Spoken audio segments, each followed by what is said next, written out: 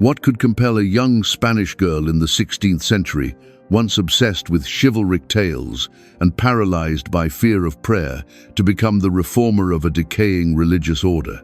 How could a cloistered nun, hidden behind the walls of a convent, write works that would go on to reshape the course of theological history? Her name was Teresa of Ávila, and her life unfolds like a secret god, preserved through many layers of silence. Are you ready to enter? Before we begin, leave an amen in the comments to join us in prayer. Don't forget to like and subscribe to the channel to discover more moving stories about the saints. Every like and comment is a small act of sharing, helping the video reach more people so we can contemplate the lives of the saints together and be inspired to live more holy lives each day. Avila appears in the light of early morning like a sanctuary preserved by time. The stone walls encircling the city lie in silence across the Castilian landscape, bearing the look of an ancient fortress built not only to resist external forces, but also to guard an interior depth whispered constantly by the heavens and the earth. The morning wind slips through the cracks in the walls, creating a sound as soft as the breath of history, giving the sense that this place has witnessed many souls whom God intended to use to redirect the course of an era. It was in this setting that, in 1515, Teresa came into the world like a small seed in the vast fields of Avila, yet carrying the mission to grow into a towering tree in the garden of the church. Teresa's family lived under a roof steeped in religious devotion, where every thought and habit was shaped by a reverent fear of God. Her father bore the solemn dignity of tradition, calm yet resolute in faith, leaving his children the vivid image of a man who loved God through an upright life. Her gentle mother, with a heart inclined towards sacred values, sowed seeds of goodness in her children through kindness and compassion. From the evenings gathered around the hearth, from the simple prayers, from the stories of martyr saints read aloud by her mother, Teresa sensed that life held a deeper dimension beyond what the eye could see. That family atmosphere was the first soil to nourish Teresa's spiritual intuition.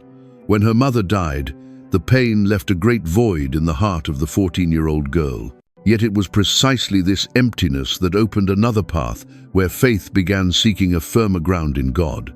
The sense of His presence did not come like thunder and lightning, but like a hidden stream flowing silently through the years of childhood, allowing Teresa to grow in a light both gentle and steadfast. Whenever she looked up at the walls of Avila, Teresa seemed to feel a silent invitation etched into the stone and carried on the wind.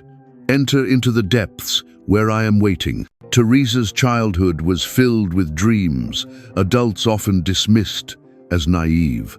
She and her brother Rodrigo once planned to leave home for the land of the Moors, hoping to offer their lives in martyrdom. Though adults stopped them, the story speaks of the early flame burning in Teresa, a flame God had kindled amid a child's innocence. Avila, with its silent stone towers, bore witness to that journey, as if it understood that this soul would go very far, but would always return to its source. In her growing years, Teresa learned to recognize the meaning of silence. Avila was a place where silence had a soul. Here, silence was not the absence of sound, but a space that opened the heart toward God. On the stone paths leading to the convent, on the hills where the afternoon sun poured down, Teresa felt that the inner life was the deepest pulse of her being. Each time she prayed, even in her immaturity, she sensed an indescribable nearness, as if God were quietly observing every movement of her soul. These early images, seemingly simple, would become the spiritual foundation for everything that would follow. No one knew that from a humble family, from a city frozen in its ancient stillness, God was preparing a soul to reform the Carmelite order from its roots. No one knew that from a lively little girl, sometimes distracted by books and youthful pursuits, God was eagerly awaiting the moment her soul would mature enough to enter a deeper dialogue with Him. Avila was not merely the birthplace of a person, it was the birthplace of a vast interior journey. Its solid stone walls foreshadowed the perseverance Teresa would need to face trials. Its quiet roads foreshadowed the path of prayer she would open for the church. Its long, foggy winters foreshadowed periods of dryness, while the summer sunlight, filtering through the church windows, foreshadowed the moments when God would illuminate Teresa's soul with a light beyond human understanding. Even in that humble beginning, God placed within Teresa a mission she herself could not yet grasp. But he knew that every great work begins with small things, just as the one who created Avila had planted in young Teresa a clear gaze toward the eternal. And from that very place of silent stone, a story would begin, a story of a soul prepared to enter deeply into the world of prayer, and from there, to renew the life of the church. In the quiet heart of Avila, where stone walls stretch like ribbons of Spain's memory, Teresa's family lived a discreet life, deeply rooted in faith. Their lineage was of Jewish origin, but had converted to Christianity in the previous generation, and this very journey of conversion made the entire family more attuned to the spiritual life. The conversion was not merely a decision of a particular time, but a daily commitment of fidelity, where each member learned to live in the light of the truth they had embraced. Discipline, purity of conscience, and reverence for the Word of God became silent traditions, woven into each meal, each hour of prayer, and every word of instruction. Teresa grew up in such an atmosphere, nourished by a quiet family piety that was strong like the stone walls warming the house through winter. Teresa's father was the first image she saw of inner stability. He was a solemn man, orderly in his ways, guarding a sincere heart before God. In that household, he did not impose authority, but created a pure atmosphere of reverence for the Lord. When he read sacred books, when he silently examined his conscience, when he treated family members with gentle respect, Teresa sensed that faith was not an abstract concept, but a real life, expressed through small but steadfast gestures. From him, Teresa learned her first lesson on placing God at the center of life, a lesson that would later become the foundation of her deep spirituality. Beside this father stood a gentle mother, a woman with a heart set on the things of heaven. She loved stories of the saints, enjoyed reading books of piety and virtuous examples. Each evening, when the children gathered, she would tell them stories of holy lives, planting in Teresa a desire to follow the path of those who belonged to God. But Teresa's childhood was soon marked by a profound loss. When she was only 14 years old, her mother passed away, leaving a void in her heart that nothing could fill. That departure was like a veil being lifted, revealing to Teresa that human life is always fragile, and it is precisely this fragility that draws us closer to the need for God. Her mother's death did not pull Teresa away from faith.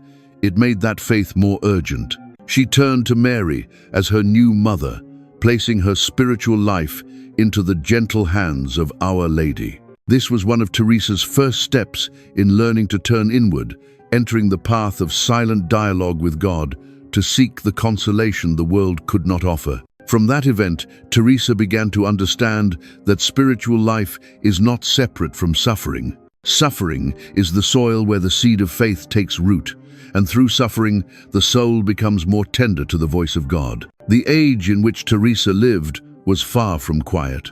16th century Spain was undergoing intense internal movement. Outwardly, it was an empire expanding into new territories, bringing with it sweeping cultural and societal changes. Inwardly, it was a nation wrestling with religious tensions built up over many years, torn between the people's zeal and the fear caused by inquisitorial investigations. These upheavals scattered the spiritual focus of many lives. At the same time, reformist thought from across Europe was blowing into the Iberian Peninsula, raising pressing questions for the church and religious orders. Religious life at the time was heavily affected by compromise. Many convents became crowded, lacking silence and depth of prayer. Monastics faced distractions from within their own communities, draining the contemplative life of its former clarity. This was the context Teresa would enter as she came of age. Spain was transforming, and that transformation weighed upon souls seeking a path to God. In this context, Teresa's family became an oasis of spiritual stability, a place where unspoiled faith was preserved amid the upheavals of the age. From this very oasis, Teresa learned two realities: the fragility of life and the permanence of God. The social and religious pressures did not drive Teresa from God, but rather sharpened the question of life's meaning in her heart. All these elements, family, sorrow, religious context, and a time caught between renewal and decay, gradually became the material of a soul being called by God. From a Jewish lineage that had chosen Christ, from a father who lived with integrity, from a mother who sewed saintly stories into her soul, from a loss that opened her heart to the spiritual realm, from a Spain in need of those who would fully live their vocation, everything converged, preparing Teresa to step into a journey greater than herself. These quiet foundations would become the starting point of everything that followed. Teresa's inner life did not arise in isolation from the world, but was formed within the very collisions of history and family. And when the time came, all that God had placed within Teresa since childhood would become the substance with which she answered the call to reform and led the church back to the pure breath of a life of prayer. Teresa's childhood, though nurtured by her family's devoutness and the light of faith in Avila, did not pass in complete tranquility. From her earliest years, strange stirrings emerged within her, signaling a soul yearning for something beyond the boundaries of this world. One of the most vivid images is that of Teresa and her brother Rodrigo, planning to run away from home, to go to the land of the Moors to be martyred. The two children were not even tall enough to see over the city walls, yet they carried in their hearts a longing to reach heaven. That dream, though childish and naive, lit a spark in Teresa's inner journey, revealing that the flame of love for God had already begun to smolder from a very young age. But that childhood grew, and as in every season of life, light must face its shadow. As Teresa entered adolescence, the world opened up to her not only through hours of prayer, but also through tales of nights, romantic literature, and conversations with extended family. These stories pulled Teresa's mind toward earthly emotions, planting distractions in her soul. She would later admit that during those years, she was drawn to the comfort of social interaction and the strangely flattering words that young people are so often lured by. It wasn't that Teresa lost her faith, but youth has its own pull that causes the heart to stumble in ways it does not yet understand. Teresa felt a particular thrill reading books about love and the courage of knights. And it was this thrill that caused her to struggle to find her footing between the sacred demands of faith and the very human impulses within.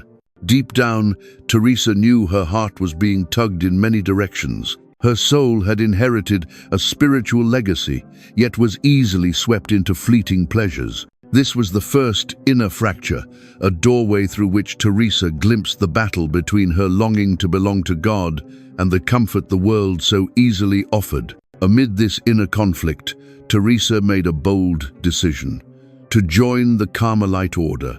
That decision did not arise from pressure or circumstance, but from the stirring of a deep inner call. Yet when Teresa entered the convent, she did not immediately find the interior life she had hoped for. The Carmelite convent at the time was shaped by broad societal influences, where the large community and frequent social interactions diluted the contemplative life. Though the relationships within the order remained within the bounds of religious life, they made it difficult for a young woman like Teresa to find the silence needed to turn fully toward God. In the early months of her religious life, Teresa realized she was both inside the house of God and yet swept along by habits that kept her soul from settling into stillness.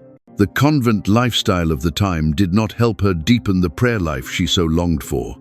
Teresa felt a growing distraction within, leading her to wonder if she was on the wrong path. The convent was not lacking in faith, but communal life did not always foster the interior environment needed for a soul to enter deeply into itself. Teresa stood between two shores. On one side, the vocation burning within her; on the other, a religious life that had not yet reached the depth she yearned for. Amid this quiet instability in her spiritual life, an unexpected event struck. She fell gravely ill, her body weakening to the point of paralysis, and at one point it seemed she would not survive. Her family and fellow sisters believed Teresa would not make it, as her breath slowed and her body faded as though preparing to pass into eternal night. She was placed in a room to await her final hour, her body sunk into the silence of helplessness. But within that helplessness, an inner transformation was taking place in Teresa. The illness not only exhausted her physically, it forced her to confront the limits of her life in a way she had never experienced. When the body could no longer move, when all familiar activities disappeared, when the future was veiled by the shadow of death, Teresa perceived a new truth about the human condition. Life does not belong to us, and the soul must cling to something more solid than anything the world can offer.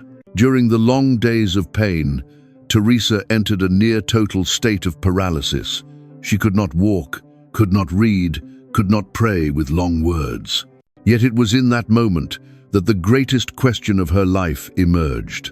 What is the true foundation of my life? The illness became like a fine blade slicing through all her distractions, leaving behind a space only God could fill. As Teresa slowly recovered, she carried with her both physical and spiritual wounds. But these wounds were not signs of defeat, they were the beginning of an entirely new journey.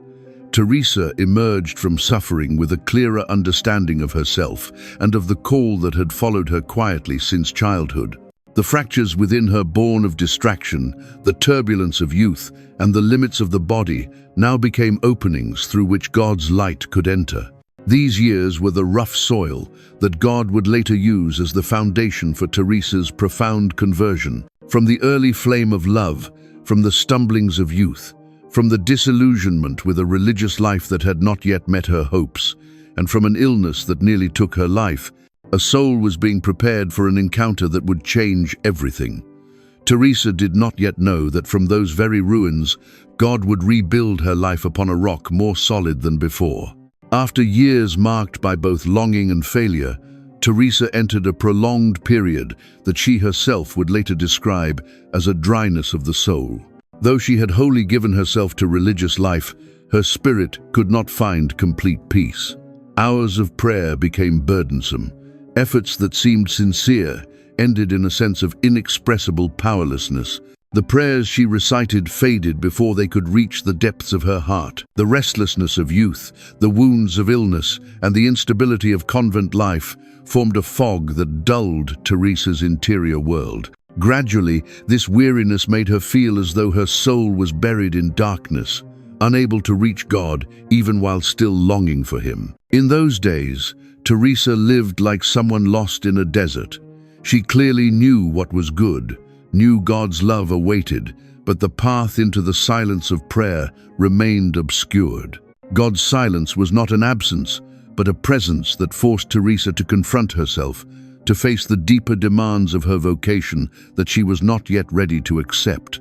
This wound of powerlessness did not lead her to abandon her path, but pulled her more deeply into the question, what is God asking of me? One day, in a moment that seemed ordinary, Teresa's life took a new turn. In a small chapel stood a simple statue of the scourged Christ on a shelf. Teresa entered heavy-hearted, as she had during many previous prayer sessions, where she struggled to find the words to say. But when her eyes rested on the image of Jesus' wounded body, something awakened in the depths of her soul. It was not a sudden rush of emotion, but a quiet illumination, in which she saw a truth she had not faced before. The love of Christ was wounded by human hesitation. In that moment, Teresa's soul no longer fled. Her eyes remained fixed on each wound of Jesus, as if a door had opened, revealing to her a love both steadfast and urgent, far beyond anything she had previously understood. The statue of the scourged Christ did not merely depict the suffering of the Son of God. It became the image of a love that had been seeking Teresa all along. A love so great that it had waited through her years of spiritual dryness, through her missteps, and even through the moments when she could not take one more step in prayer. From that moment, the coldness within Teresa began to melt, She realized that God was not waiting for a perfect soul, but for a soul willing to open itself to the truth of love. Teresa's heart softened under the force of the wounded Christ, and in the light of that realization, she understood that the path of prayer had to be rooted in the humanity of Jesus. He is the one who entered history, took on human form, and suffered to come close to each soul. This return to the humanity of Christ became the turning point of Teresa's life. She no longer viewed prayer as a duty or a technique, but as an encounter with a real person. Teresa began speaking to Jesus with the honesty of a friend seeking comfort. Through each moment of contemplation, she discovered that all spiritual experience must pass through the humanity of Christ. He is the reference point, the open door through which the soul enters more deeply into the life of God. Once she understood this, Teresa saw that her entire past, from the zeal of childhood to the instability of youth, from the years of dryness to the trials of illness, was all stones God had been placing into a structure she had not yet seen. She began to view every event through the light of Christ and realized that God had used every disruption to bring her to this moment, the moment of deep reconciliation with His mercy. From that encounter, Teresa's path opened in a completely new direction. She saw clearly that God was calling her into a deeper interior life, where all distractions, outward habits, and the constraints of her time faded in the light of His love. Teresa understood that to fully live her Carmelite vocation, she had to let Christ become the new center of her entire life. This transformation did not happen in a single, isolated moment, but continued to grow through each experience. Teresa began to feel her times of prayer become lighter, more stable. She sensed God's presence like a delicate but persistent light, gradually warming her soul after long years of darkness. From this point, Teresa's journey entered the phase that the Church would later recognize as one of profound spiritual renewal. It was not the result of human effort, but the fruit of an encounter with the wounded Christ. Teresa emerged from that moment as if stepping through a new door, a door into a life of abundant interiority and the reforms that would shake the Carmelite order. The initial light had broken forth, and the interior path began to open with unprecedented depth. Teresa understood that from then on, her life belonged to the one who had called her, and every step forward would be guided by the love that awakened her soul in that moment. After the encounter that lit up her entire soul, Teresa entered a new season in which every movement within her was warmed by the presence of Christ. Prayer was no longer the heavy trial of the dry years, but became a place of encounter, a daily nourishment for the soul. What Teresa once tried to carry out by sheer will now came as naturally as breathing. She no longer searched for words to speak to God, but allowed Him to speak in the silence. Prayer became life itself, a concrete relationship with Christ, no longer mere theory or repeated words. In the hours spent kneeling in the chapel, Teresa felt her heart expanding, as if a hidden spring, long blocked, had broken open, flowing toward the source of light her soul had always been seeking. In this renewal, Teresa began to look at the life around her through a new lens. She realized that what she had experienced was not just for herself, it revealed a deeper need within the Carmelite order. The crowded convents, the familiar routines, the frequent social interactions, and the lax habits of the time had gradually drawn many sisters away from the depths of prayer. Teresa saw that the souls around her were living religious lives without the inner anchor God intended for them. Her own dry spiritual experiences gave her insight into the weariness felt by religious people when prayer was no longer their center. Confronted with this wider reality, Teresa felt a quiet call growing within her. It was not the voice of ambition or the desire for superficial reform, but the awakening of a soul that had entered into a true relationship with Christ. Teresa understood that the contemplative life needed to be restored, brought back to its purest source. The outside world was being shaken by new currents of thought, and the Church was under pressure from many sides. Amid these upheavals, the key was not structural expansion, but a return to deep and authentic prayer. What Teresa had lived through in her own soul became a way of seeing the broader need for renewal. From these insights, Teresa gradually became a spiritual guide for the other sisters in the community. She did not impose, nor speak harshly, but led by the strength of her own spiritual experience. When she spoke about prayer, Teresa helped them see that it was not a rigid formula, but an encounter. She directed them toward the living Christ, the one she had encountered anew in the image of the scourged Savior. Teresa told them of the tenderness of Christ in her moments of helplessness, of the breath-like light that revived her soul, and of how Christ himself entered even the smallest steps of the spiritual life. The sisters began to seek Teresa out, not because she held any office, but because she carried within her a peace that could not be explained. Her words touched them with the weight of genuine experience. Teresa showed them how to turn inward, how to listen for God in moments that felt empty. When they struggled in prayer, she comforted them with the patience she had learned from God. Gradually, a new atmosphere began to spread through the convent. The hours of prayer became more sincere, relationships less scattered, and hearts began to move in a common direction. It was in this context that the first foundations of the Carmelite reform were laid. No official documents were drafted at this time. No new convents were established. No detailed plans were announced. Yet a true opening had begun. Every reform that followed, from the founding of St. Joseph's Convent to the restoration of enclosed life, took root in this interior awakening. Teresa understood that if the life of a religious order was to be transformed, a soul first had to be renewed from within. This was exactly what was unfolding in Teresa. Her encounter with Christ had made her more transparent before his light. No longer swayed by emotional turmoil or youthful distractions, Teresa entered a spiritual maturity in which every choice aligned with what would keep her soul in God's love. She saw clearly that the human interior was the first space that needed to be reordered, freed from the grip of habit and long-held patterns. Through her own transformation, Teresa learned to look at communal life through the eyes of one led by God. She saw clearly that renewal could not begin with external change, but with helping each person rediscover the path into genuine prayer. And when many souls found that path, the outer form would naturally follow. At this stage, Teresa had not yet stepped forward to publicly reform anything. But in daily life, in the silent hours beneath the chapel's candlelight, in the quiet conversations with her sisters, a new spirituality was already being formed. It was a spirituality of simplicity, humility, and depth. This spirituality would later become the foundation upon which Teresa would rebuild the entire Carmelite order, not by human strength, but by the fire of prayer that had been rekindled in her heart after the encounter with Christ. Thus, Teresa's mission did not begin with an act, but with a life.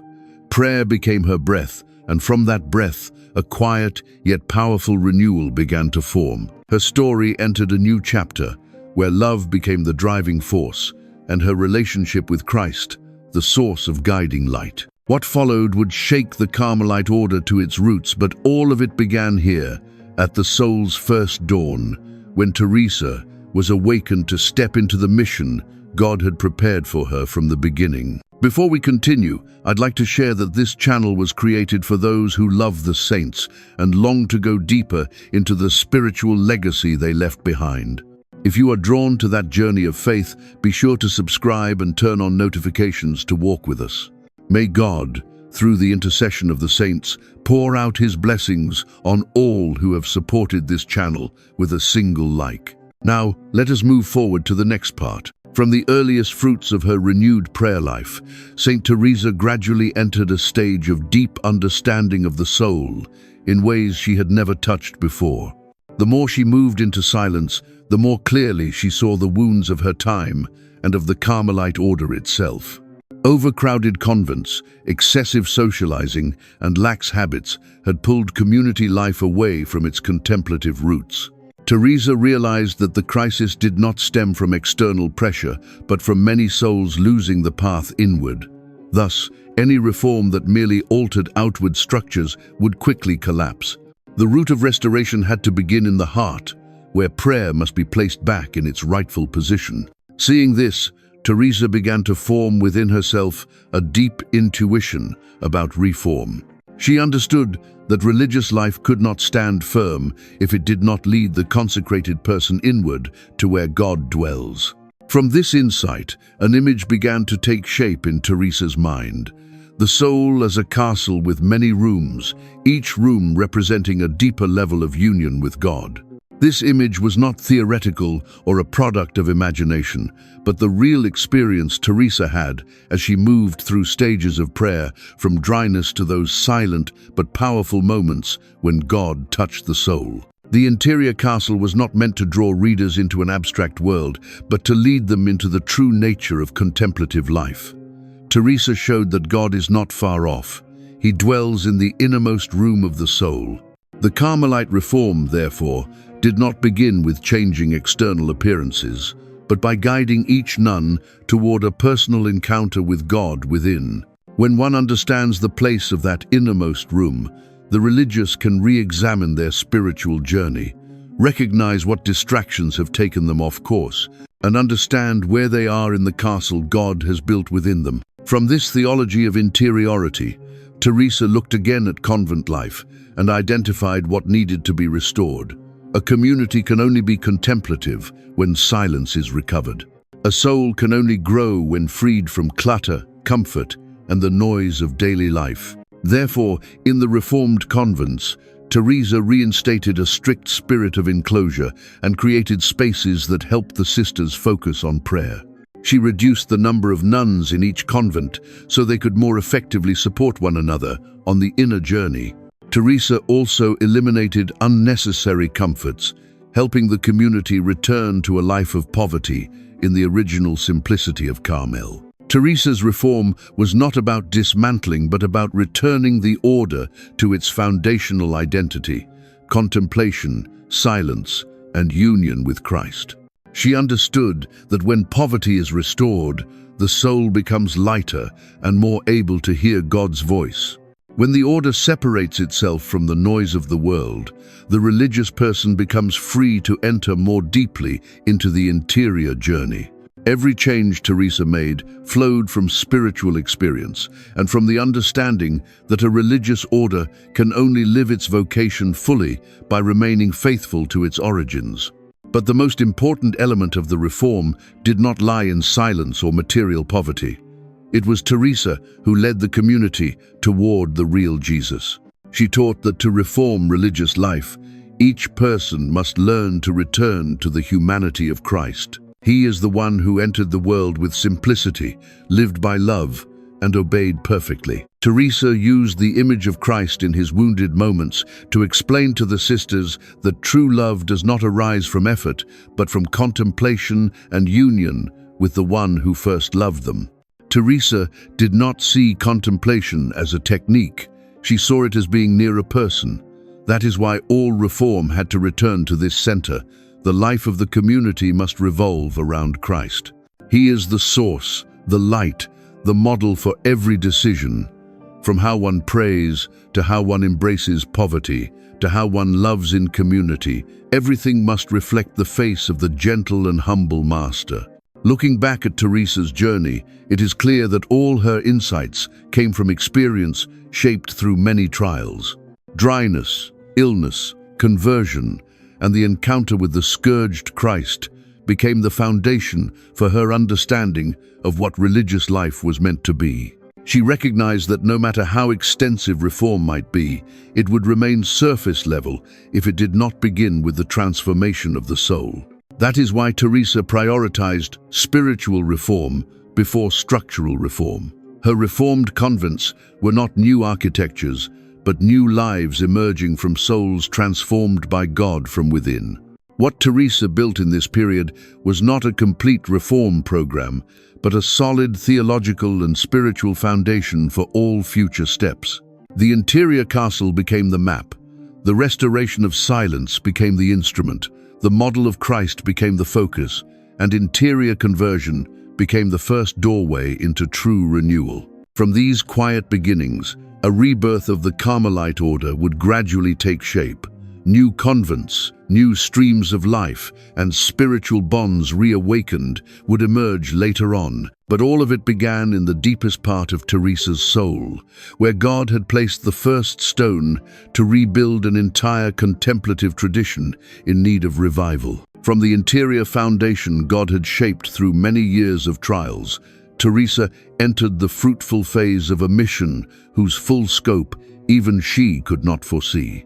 As Teresa's contemplative life reached a rare clarity, she understood that the time had come to give form to the quiet intuitions that had long stirred within her. In 1562, the foundation of the convent of St. Joseph marked the first clear milestone in the reform. That small house, raised in the heart of Avila, embodied a return to the source, material simplicity, a lifestyle rooted in silence, and total surrender to God's love. Here, Teresa envisioned a contemplative community in the original spirit of Carmel, a small group of sisters who could support each other in the interior journey rather than be scattered by large numbers. Step by step, she helped the sisters establish a rhythm of regular prayer, an awareness of God's presence in the everyday, and a preservation of silence as the breath of communal life. From St. Joseph's, a new way of life began to spread.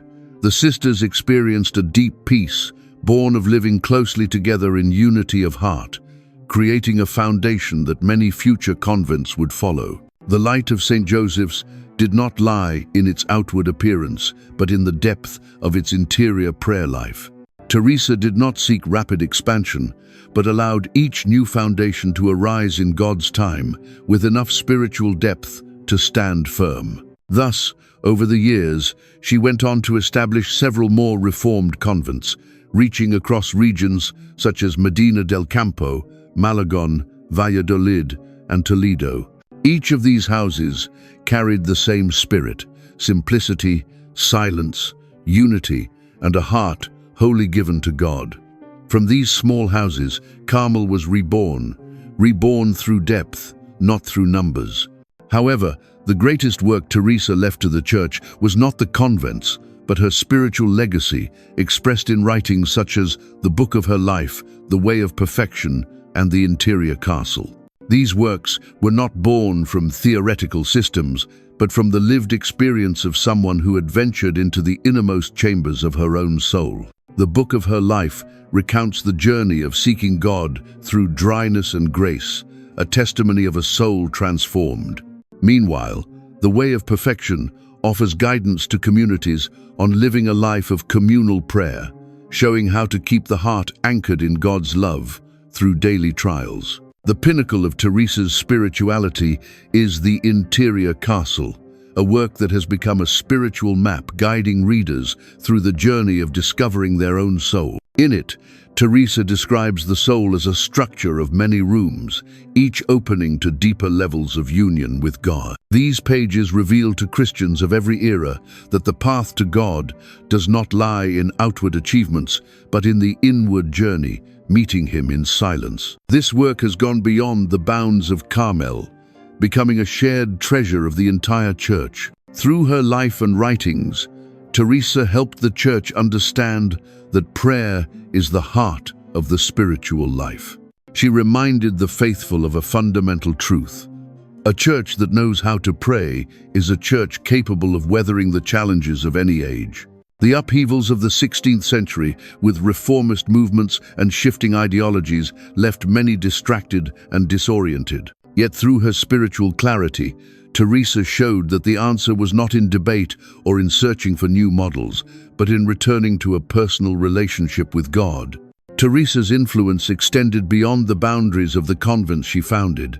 The spirituality she inaugurated awakened many generations to come, renewing the prayer life of countless souls. Priests and laypeople alike found in her writings a way back to interior depth amid an increasingly noisy world. Teresa did not lay out complicated rules. She rekindled the simple awareness that God dwells within the soul and is always waiting for us to open the door to a transformative encounter. After Teresa's death, her influence did not diminish but only spread more powerfully. The reformed convents continued to be established, and many souls continued to find direction in Teresa's spirituality. In 1970, the Church officially declared Teresa a Doctor of the Church, affirming that her thought and life of prayer held meaning for all ages. This title was not an honor for human achievement, but a confirmation that God had used a humble nun from Avila to rewrite the history of Western contemplative life. Looking back on the entire journey, it becomes clear that Teresa's greatest legacy was not the number of convents or the pages of her books, but the way she brought humanity back to the life of prayer. From the struggles of her youth, from her encounter with Christ in the image of the scourged Savior, from years of quietly guiding her sisters, to the birth of a vibrant reform movement, Teresa offered the world a path every age needs, the path inward, where God waits to renew the soul. The afternoon seems to settle as the journey into the life of Saint Teresa reaches its close. In the gentle light of a day drawing to an end, the reader's soul is invited to stand at the entrance of the interior castle, where God dwells in profound silence. All that has passed the movements of history, the trials of youth, the wounds of illness, and the moments touched by grace, leads to this moment, the moment of prayer. As Teresa lived, the interior journey does not end in knowledge. It opens through surrender, through the genuine union of the soul with God. And so, we bow our hearts and ask to learn from her that wholehearted attachment, the attachment of one who knows that every search only finds meaning when it leads to Christ. Teresa entered that depth not by her own strength, but by allowing God to lead. She reached the point where prayer became her source of life, where every weariness was refined in the light of the one who waits in silence. May we, amid the countless noises of our age, rediscover the path Teresa entrusted to us. That path is not found in hurried steps, but in the slowness of silence. May our hearts learn how to pause, to recognize that God is already in the innermost room of the soul. There, He does not require complicated prayers, but welcomes the sincere offerings of a child returning home. As we pass through the first rooms of the interior castle, we encounter distraction, attachments, and daily anxieties. But may the light Teresa experienced help us understand that this journey is not about measuring our strength, but about entering the encounter that waits within. May our souls advance into silence, into the conviction that God is present even when we feel dry, even when our hearts are not yet whole. Saint Teresa left the Church not only reformed convents, not only writings rich in spiritual depth, but also a living counsel, like a gentle stream nourishing the soul through the centuries. That counsel echoes as a light, helping us recognize the value of perseverance, of surrender, of placing God at the center of every motion. Let us read once more the verses. Saint Teresa left behind words regarded as a prayer of a soul that has found its rest in the Lord. Let nothing trouble you. Let nothing frighten you. All things are passing. God never changes. Patience obtains all things. Whoever has God lacks nothing. God alone is enough. I'm Zent. In these few lines, Teresa reached the essence of the spiritual life, a soul walking not on the foundation of worldly security, but on the steadfastness of God. A soul that knows every upheaval will pass, but the love of God remains whole from age to age. These words are not cheap consolation, but the distilled wisdom of one who has walked through darkness, fought with tears, and been lifted by God to become a light for many generations. May that prayer echo also within our hearts today. May each of us find our anchor in God. May we see our worries anew under the light of unchanging love. May we have the courage to enter deep into the interior castle, to meet the one who waits for us with boundless gentleness. May Teresa's journey, with all its trials and graces, become a light for our path. A light that does not elevate us in worldly success, but leads us into the depths where the soul finds peace. And finally, may the life of prayer renew the Church and the world. Amid the chaos and clamor of our time, may interior silence become the place where God can rebuild the human heart, a heart that knows how to love, how to listen, and how to be transformed by grace. In that peace, the journey Teresa left behind does not end. It continues to open for all who dare to enter the silence to find God. I send my blessings to all of you who have liked this video. May the Lord, through the intercession of the saints, grant you peace, strength, and abundant grace in your life. And if, in all that I've shared today, you found even 1 or 2 lines that touched your heart and brought you closer to God, then I am already fulfilled.